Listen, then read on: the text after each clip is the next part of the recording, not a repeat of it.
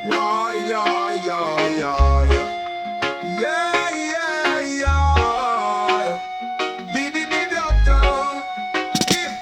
Ketika kita bertemu, namun hati tak lagi setia, terjebak dalam rindu, kisah selingkuh di TikTok. Pertama kali melihatmu di layar ponselku yang terang, kamu tersenyum manis dan hatiku pun terpesona. Kita mulai bertukar kata dalam dunia maya yang penuh tawa. Tapi siapa yang sangka ini jadi lebih dari sekadar canda. Di TikTok kita bertemu, namun hati tak lagi setia, terjebak dalam rindu, kisah selingkuh di TikTok. Ponselku jadi saksi bisu akan rahasia yang kita simpan. Setiap like dan setiap komentar menjadi bukti cinta yang kelaran.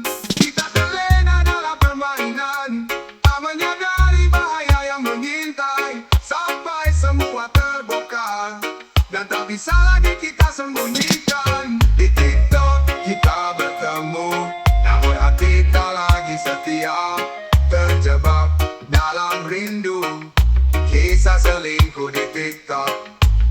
Hari-hari yang berlalu begitu cepat,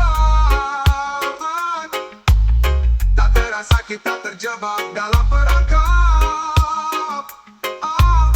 Antara cinta yang terlarang dan rasa bersalah, kita mencari jawaban dalam kehampaan.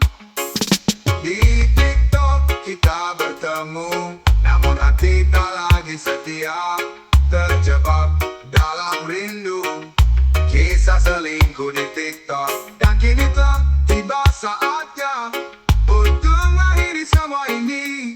Meski kisah di TikTok telah usai, namun kenangan itu tetap abadi di hati. Oh, yeah, yeah, yeah, yeah. Yeah, yeah, yeah. Di TikTok, di TikTok kita bertemu, namun hati tak lagi setia, terjebak dalam rindu, kisah selingkuh di TikTok. Di TikTok kita bertemu, namun hati tak lagi setia, terjebak dalam rindu, kisah selingkuh di TikTok. Di TikTok kita bertemu, namun hati tak lagi setia, terjebak dalam rindu, kisah selingkuh di TikTok.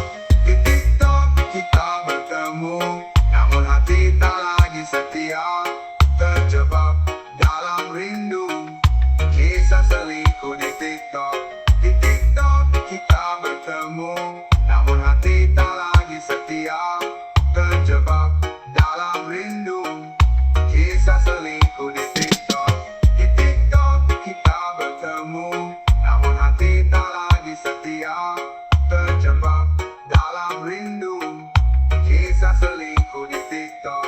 Di TikTok kita bertemu, namun hati tak lagi setia, terjebak dalam rindu, kisah selingkuh di TikTok.